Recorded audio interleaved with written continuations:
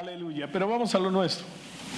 Hoy día celebramos la resurrección del Señor y es tan maravilloso porque esta es la fiesta que cierra la Pascua, ¿no?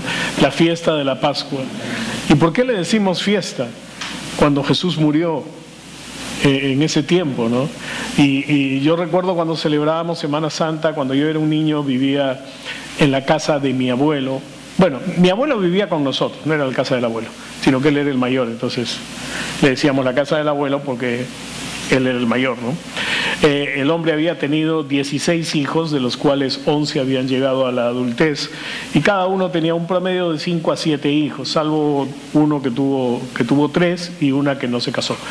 Pero todos los demás, de los 11, o sea, 9 de ellos tuvieron un promedio de 6 a 7 hijos. Entonces cuando nosotros nos juntábamos, cuando venían a saludar al abuelo el fin de semana, venían todos sus hijos con sus esposos, esposas y con todos sus hijos. Y entonces yo tengo primos, porque mi papá es del tercio inferior de los hermanos, es de los menores. Entonces tengo tíos que son súper mayores y primos hermanos que eran de la edad de mi papá. Entonces teníamos todo rango de edad, ¿no? Y entonces el barrio ya sabía que en la casa de los Paredes siempre había fiesta, sin ser cumpleaños de nadie, o cualquier fin de semana podíamos armar una jarana nosotros solos y no necesitábamos invitar a nadie. Entonces, y eso pasaba continuamente en realidad. Pero cuando era Semana Santa, yo recuerdo tan claro cómo es que todos llegaban con ternos, con sus corbatas negras, mis tías vestidas de negro, y todos estaban en silencio, y en la radio solo pasaba, y digo en la radio porque en el tiempo que hablo no había televisión, entonces para que vean qué antiguo soy, en la radio solo pasaban música clásica, y a las 12 del día empezaba el sermón de las 3 horas, y era de lo más lúgubre todo era tristeza, todo era y cuando ya empezó la televisión, a los pocos años comenzaron a pasar algunas películas, ¿no? Como Jesús de Nazaret, Vida, Pasión y Muerte del Señor Jesucristo, y todas esas películas que creo que las dan hasta hoy día, ¿no? O sea, son unas vejeces terribles, pero todas son macabras, ¿no? Y yo me acuerdo a mis tías, a mis primas mayores llorando ahí delante del televisor cuando lo azotaban a Jesús y todos ¡ah! Y entonces para mí la Semana Santa siempre tiene un recuerdo muy triste. El único buen recuerdo que tengo era la comida. En mi casa hacían bacalao a la vizcaína, o sea, con sus garbanzos, su cosa verde, su planta verde esa que le ponen, no sé cómo se llama la cosa. ¿Alguien sabe? Acelga, el bacalao, ¿no? O sea, pescado seco desmechado y toda la cosa. Y eran cosas, pues, eran la rutina de lo que era la Semana Santa, y ese plato para mí es una delicia,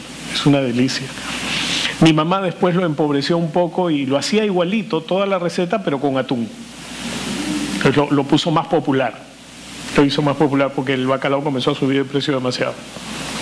Entonces, el asunto está en que mis recuerdos de Semana Santa son muy tristes, son lúgubres, ¿no? Mis tías en silencio, haciendo las cosas calladas, cosa rara porque los Paredes, aunque no parecemos italianos, porque hablamos todo el día y fuerte. Y hablamos todos a la vez, además. No nos importa si alguien no terminó de hablar, o sea, otros hablan, y nadie se ofende, nadie tiene faltas con eso, porque es nuestra forma de ser, de familia, ¿no? Cuando estamos con otras personas, evidentemente respetamos cuando hablan, ¿no? Pero, o sea, cuando estamos entre nosotros nos transformamos. La cosa es que Semana Santa siempre fue una fiesta muy triste. Y cuando llegaba el domingo de resurrección, no cambiaba la situación. O sea, el ir a una ceremonia donde decían aleluya, el Señor resucitó y nada más, o sea, tampoco incrementaba algo o cambiaba el estado de ánimo. Era la misma situación.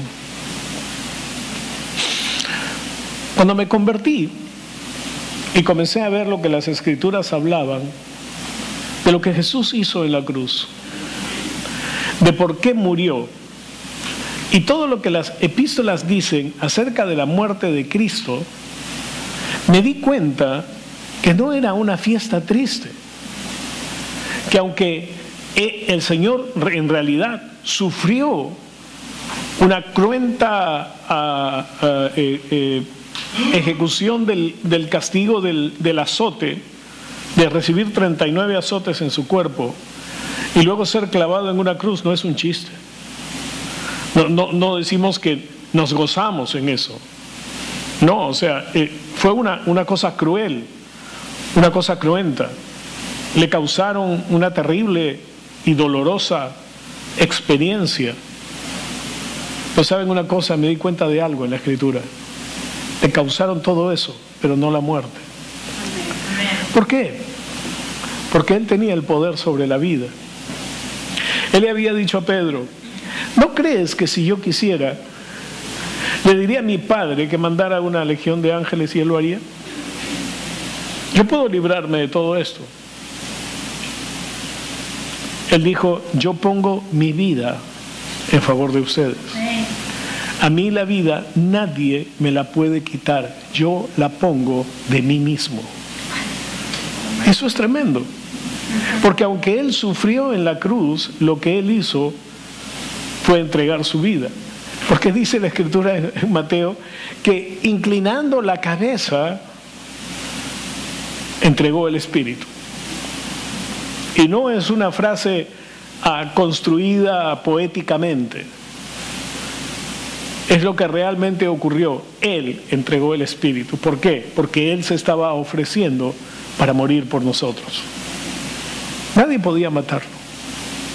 Tampoco se suicidó, sino que simplemente Él consideró que la sangre ya había sido derramado y el pago estaba hecho por nuestro pecado y entregó el Espíritu. ¿Por qué murió? La Biblia dice que Él es el último Adán. ¿Y qué significa que es el último Adán?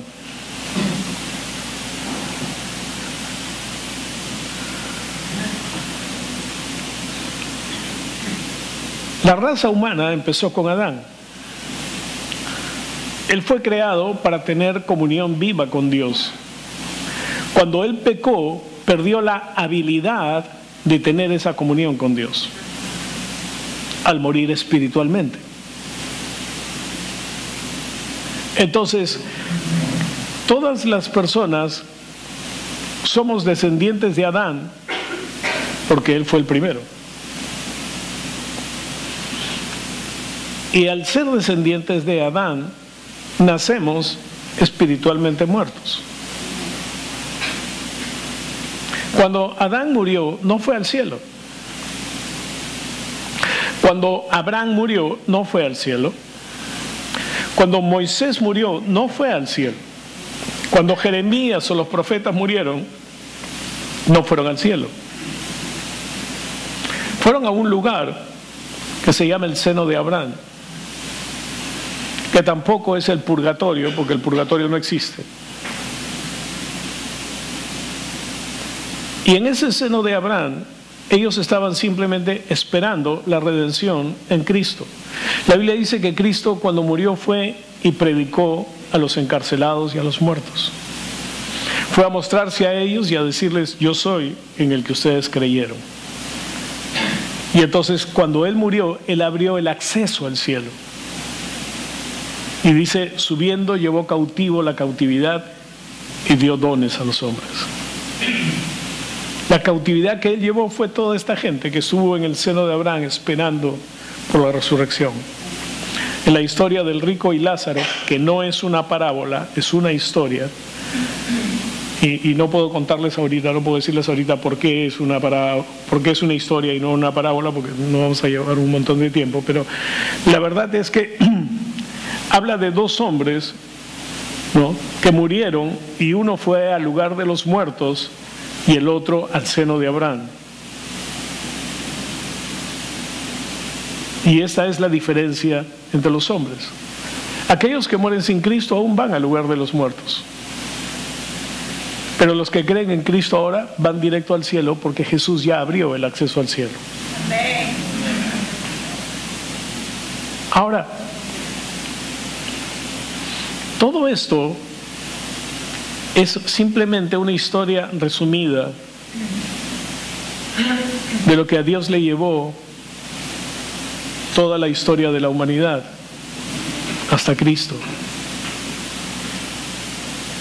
Cuando Cristo fue a la cruz, Él debía sufrir el castigo sobre sí mismo de nuestros pecados, iniquidades, llevar el castigo de nuestro pecado, llevar el castigo de nuestra paz y llevar nuestras enfermedades y nuestras dolencias sobre sí.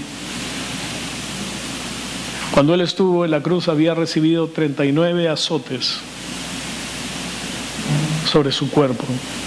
Había sido hecho una llaga. ¿Saben? La Biblia dice que nosotros somos sanados por su llaga, no por sus llagas. En el griego, la palabra molosi significa llaga, una llaga. Y la palabra molopsi significa llagas. Lo que dice es molosi, una llaga, porque fue hecho todo una llaga. La forma en que el azote envolvía el cuerpo, porque no era cuestión de que le pegaran con el azote. El castigo del azote era mucho más cruel que solamente darle un latigazo. El azote eran unas tiras de cuero o de metal que tenían puntas y bolas, y entonces cuando lo lanzaban, lo que hacían era envolver el cuerpo con el azote. Y cuando lo jalaban, desgarraban toda la piel. Flavio Josefo, que es un historiador romano-judío, o judío-romano, como quieran decirle, explicando lo que era la pena del azote, decía, y es un historiador de la época, y él decía que los órganos quedaban al descubierto, que las venas, tendones, todo quedaba a la vista de la crueldad y de la precisión que tenían además estos torturadores que manejaban el azote. Eran unos expertos, sabían cómo usar el azote y desgarraban completamente el cuerpo. Y lo hacían con tal precisión y crueldad porque cuanto más daño hicieran al azotado, menos tiempo iban a tener que cuidarlo en la cruz, porque todos estaban condenados a la cruz normalmente. Y en el caso de Jesús, Él fue azotado, pero estaba resistiendo a la muerte, porque no podía morir. Entonces cuando dijeron, bueno, rompámosle las piernas, a los dos ladrones que los habían crucificado al lado, no los habían azotado y les quebraron las piernas. Pero cuando fueron a Jesús, Jesús ya había entregado el Espíritu. Así que no le rompieron las piernas, cumpliendo lo que dice la Biblia, que ninguno de sus huesos será quebrantado. Cuando Él murió en la cruz, Él dijo simplemente al Padre, en tus manos encomiendo mi espíritu. Inclinó la cabeza y expiró. Y debía quedarse colgado en la cruz como una demostración a la gente de que no deben ofender al Imperio Romano. Era lo que ellos hacían. Pero un noble judío fue y le pidió el cuerpo al gobernador para que le permitiera enterrarlo. ¿Por qué? Porque ya venía la noche de la Pascua y no debía permanecer el cuerpo ahí. Y el emperador, el gobernador accedió a este pedido. Y cuando lo bajaron de la cruz, lo envolvieron en una sábana y presurosamente lo pusieron en una tumba de un hombre judío rico y lo cerraron con una piedra. Y este fue un entierro atípico, puesto que los judíos, que habían aprendido algunas costumbres de los egipcios cuando estuvieron como esclavos en Egipcio, habían comenzado a embalsamar los cuerpos como lo hacían en Egipto. Ahora, en Egipto era mucho mayor el rito, ¿no? Porque abrían a la persona y le quitaban todos los órganos interiores y los ponían en vasijas y los rellenaban de especies y aromáticas y ungüentos y cosas adentro, y para evitar que se pudriera, ¿no? Quedara en un estado seco la piel, todo, que es una momia. Los judíos lo que hacían era envolver a la persona en estas especies aromáticas y en estas cosas y envolverlo en telas, y entonces lo ponían en la tumba.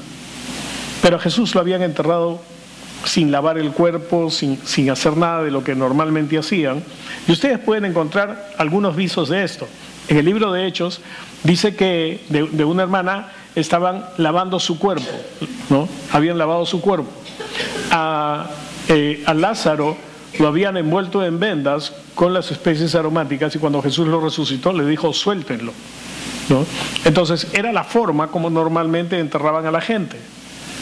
Pero Jesús fue enterrado de golpe. Digan, lo bajaron de la cruz, lo envolvieron en una sábana y lo pusieron en la tumba. Al tercer día, unas mujeres decidieron embalsamar el cuerpo, pero en realidad el cuerpo ya debería haber empezado su proceso de descomposición. ¿Recuerdan cuando Él resucitó a Lázaro? Él dijo: quiten la piedra de la tumba, igual como la piedra que Él tuvo en su tumba, ¿no? Solamente que esa la movió un ángel, esta la tenían que mover hombres, y les dijo: quiten la piedra. ¿Y qué fue lo que su hermana le dijo? La hermana del muerto le dijo: ya huele, ya. Es de 4 días.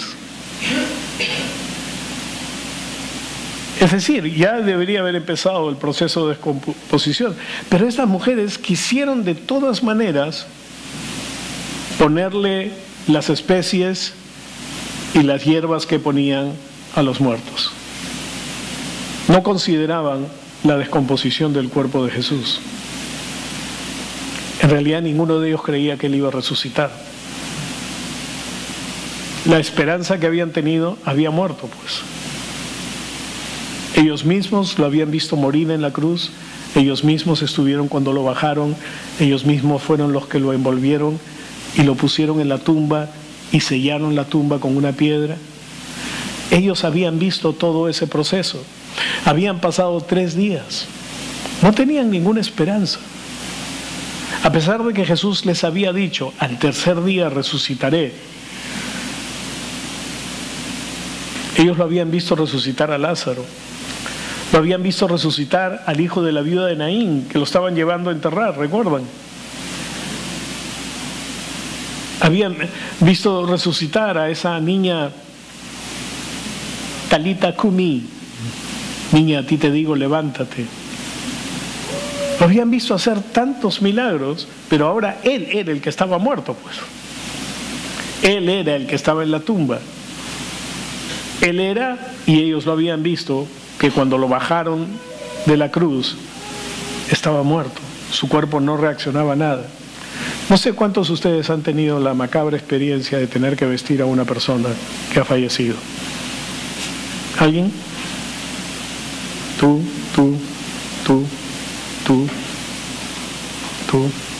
Es terrible, porque cuando tú vistes a una persona que está enferma o la tienes que cambiar, la persona te ayuda, con las pocas fuerzas que tiene te ayuda, pero un muerto no te ayuda.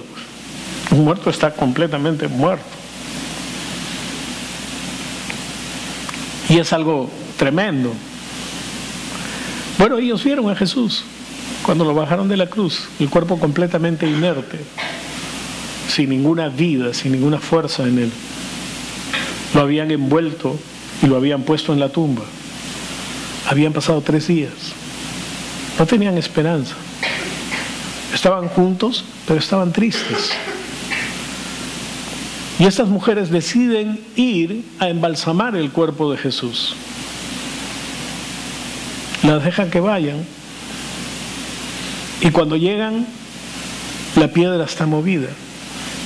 Ahora, yo no sé cómo pensaban ellas mover la piedra, pero la cosa es que encontraron la tumba abierta y el Señor no estaba ahí. Y estaban atónitas y alguien se aparece junto a ellos. Y ellos piensan que es el hombre que cuida toda esa zona. Y le dicen, ¿dónde lo has puesto? No habían pensado, no pensaban que había resucitado, no creían que había resucitado. Y él les dice, yo soy. Ahora vayan y díganle a mis hermanos que vayan a Jerusalén y me esperen ahí.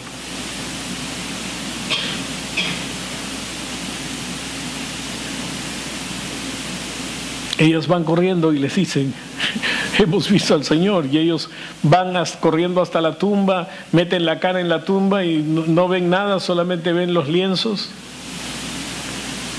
Están aturdidos. Jesús se aparece en medio de ellos en la casa.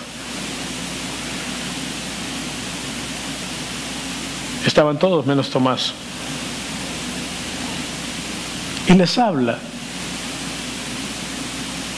Y cuando Tomás llega le dicen, hemos visto al Señor, está vivo. Estaban todos felices. Y Tomás le dice, no, no creo.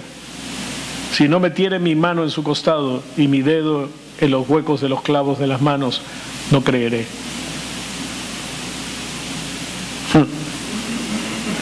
Jesús se aparece de nuevo y le dice, mete tu mano en mi costado y tus dedos en las huellas de mi clavo. ¿Saben qué quiere decir eso? Que el cuerpo de Jesús lleva las marcas de la cruz. Porque son las marcas de nuestra salvación, del pacto de salvación que Dios ha hecho con nosotros. Los pactos de sangre tenían ciertos elementos. Uno de ellos era la marca. Cuando se cortaban las venas para salpicar la sangre en una copa de vino y luego intercambiarla y tomarla, esa era la forma como se hacía el pacto de sangre, echaban azufre en el corte que habían hecho en su muñeca para cicatrizarlo, pero quedaba una huella. Esa huella era la marca de que esa persona había hecho un pacto de sangre. Las huellas de la marca del pacto, Jesús las lleva en su cuerpo. Está sentado a la diestra del Padre.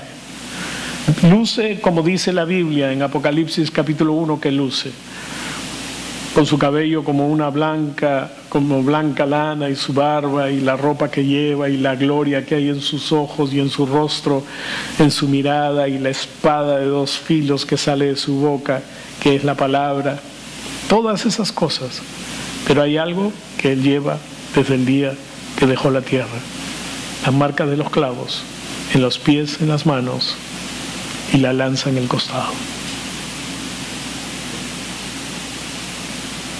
Jesús resucitado.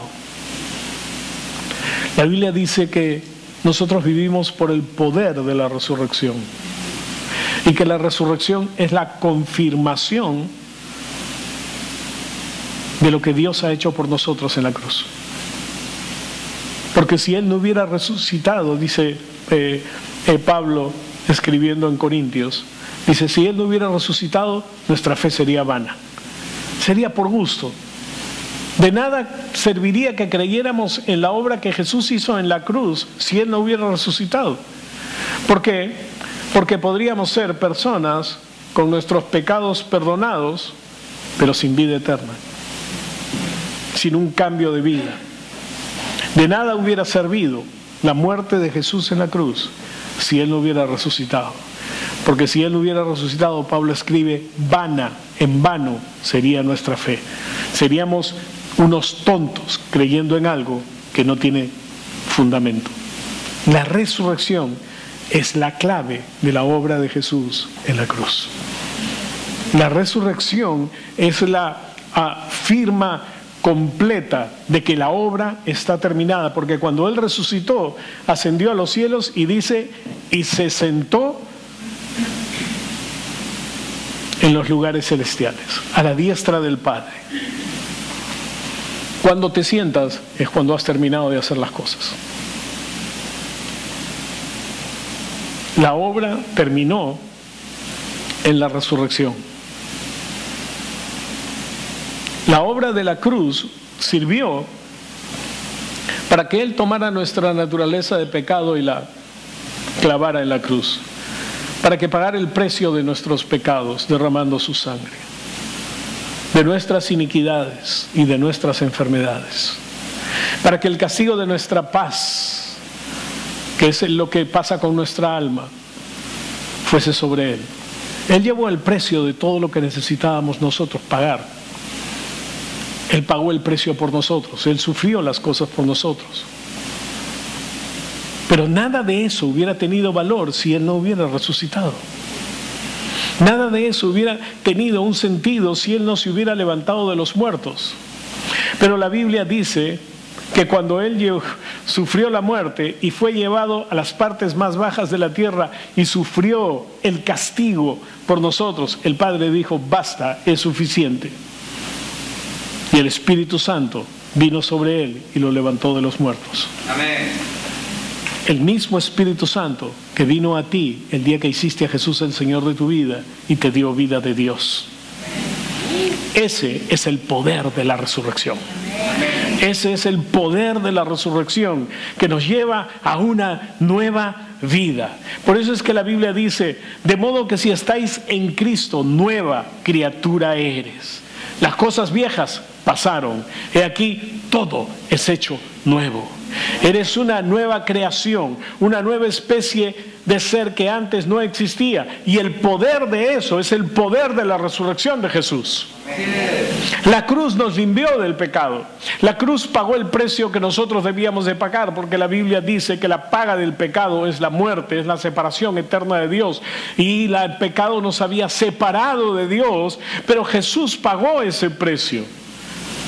Pero no solamente pagó ese precio, sino que hizo algo más por nosotros. Nos hizo nuevas criaturas y envió al Espíritu Santo a que morara en nosotros. ¿Y sabes qué? Esa es nuestra ventaja sobre la gente del Antiguo Testamento, que vivía sin el Espíritu Santo en ellos. ¿Por qué? Porque el Espíritu Santo ahora es quien afirma ese milagro de la nueva creación en nosotros, y es el que nos habla al corazón, y es el que nos dice las cosas, cómo debemos hacerlos, o qué debemos hacerlas, o qué no debemos hacer. Es el que continuamente está jalando tu corazón hacia lo bueno, hacia lo que Dios tiene para ti. Es el que continuamente está diciéndote: esta es la voluntad de Dios para ti, esto es lo que quiere que tú disfrutes, esto es lo que quiere que tú hagas, esto es como quiere que tú vivas. Él quiere que tú vivas en plenitud y bendición. Él es el poder de Dios en nosotros, el poder de la resurrección, el poder que nos ha hecho nuevas criaturas, una nueva especie de ser que antes no existía. La fiesta de hoy es la culminación de la celebración de lo que pasó desde el día que Jesús fue capturado y azotado, hasta el día que se levantó de los muertos, y hasta el día que finalmente ascendió en gloria al cielo, luego de haber aparecido a sus discípulos. Y no solamente a ellos, porque la Biblia dice que se apareció a más de 500 personas. Así que por lo menos 512 lo vieron vivo. Pero ¿sabes qué? Tú y yo tenemos una experiencia. No lo habremos visto con nuestros ojos, de repente algunos sí. No lo hemos visto con nuestros ojos, pero lo sabemos en nuestro corazón, porque el Espíritu Santo da testimonio a nuestro espíritu de que ahora somos hijos de Dios. Ese es el poder de la resurrección, el que te hace un hijo de Dios, el que te une a Dios para siempre y por la eternidad. Amén. Amén. Por eso es que no necesitamos rehacer el sacrificio de Cristo. No necesitamos rehacer las cosas. Lo que necesitamos es celebrar lo que hizo. ¿Saben? La Santa Cena, la comunión o la Eucaristía, que es la fiesta de alabanza,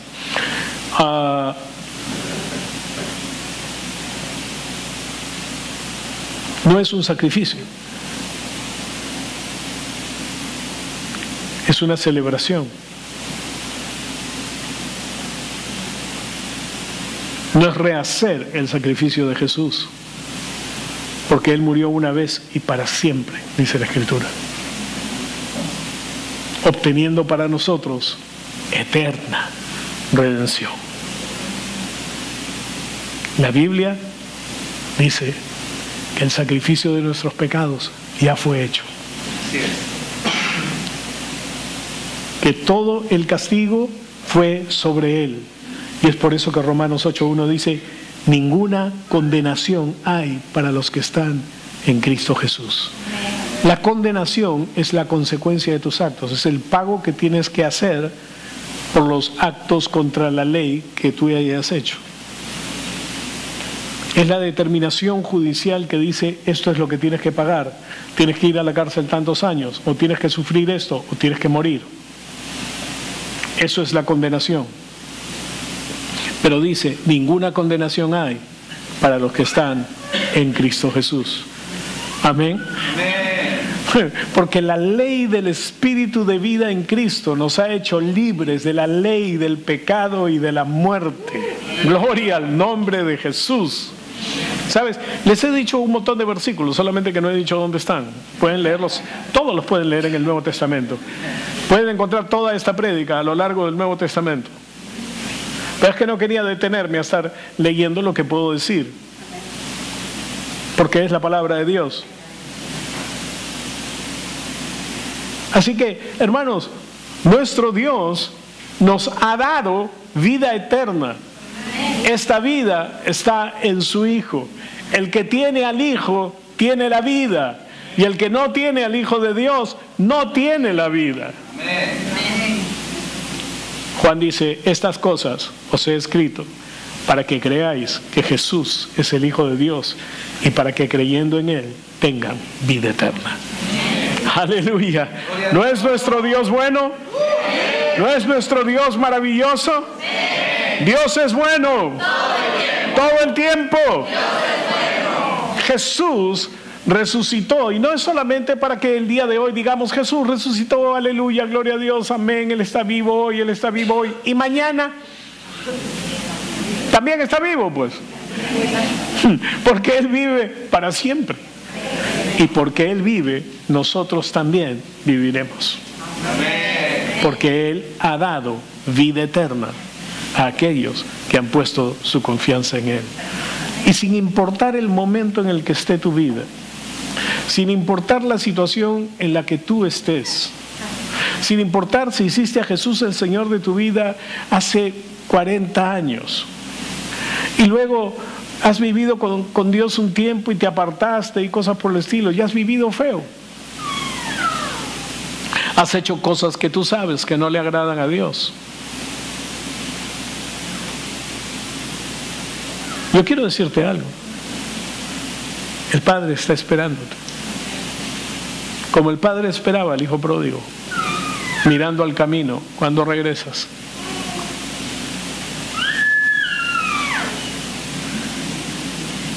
Amén. La niña tiene más entusiasmo que ustedes.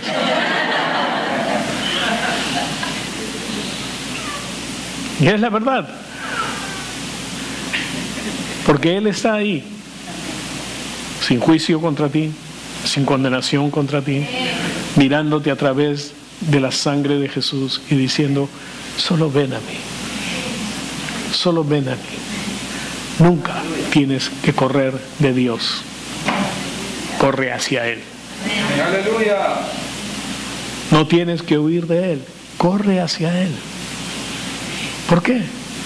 Porque Él ya te perdonó.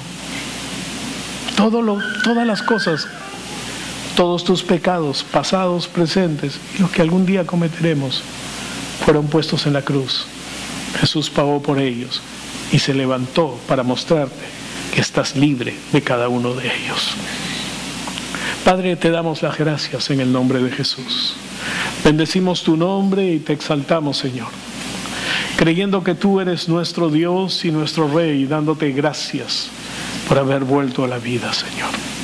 Dándote gracias por haber resucitado de los muertos para darnos vida eterna.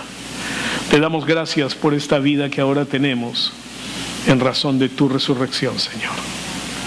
Te exaltamos, te bendecimos y te glorificamos y damos la honra y la gloria a ti, Señor, en el nombre de Jesús de Nazaret.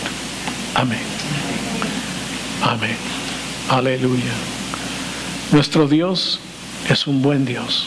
Amén.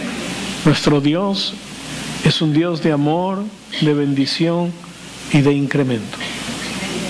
Amén. Aleluya. Gracias, Señor. Yo sé que es una tradición tener la Santa Cena hoy día, pero eso es solo una tradición. Porque la Santa Cena lo que nos recuerda es la obra de Jesús, y lo que estamos recordando hoy día es su resurrección. Él está vivo hoy. Amén. Aleluya. Y saben una cosa, lo que Jesús hizo en la cruz fue reconciliarnos con el Padre. Que nosotros pudiéramos acceder al perdón de Dios que no merecíamos. Que nosotros accediéramos al amor de Dios que no merecíamos. Así que también es un buen día para guardar las espadas contra los hermanos. Es un buen día también para decir: voy a poner mis cuentas en cero. No tengo nada contra nadie. Yo te perdono. Y si tienes que decírselo a alguien en la cara, es un buen tiempo para que se lo digas. Es un buen tiempo para que se lo digas. ¿Por qué? Porque celebramos la obra de Cristo. Amén. Aleluya. Alguien me dijo una vez, ¿no? En la Santa Cena vamos a estar sentados en mesas uno frente a los otros, ¿no? Y con cubiertos muy grandes, muy largos. La cena del Cordero.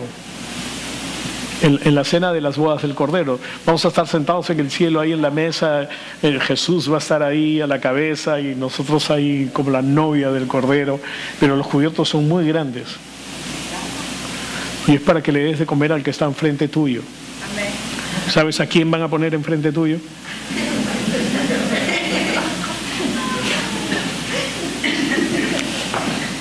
Lo dejo ahí.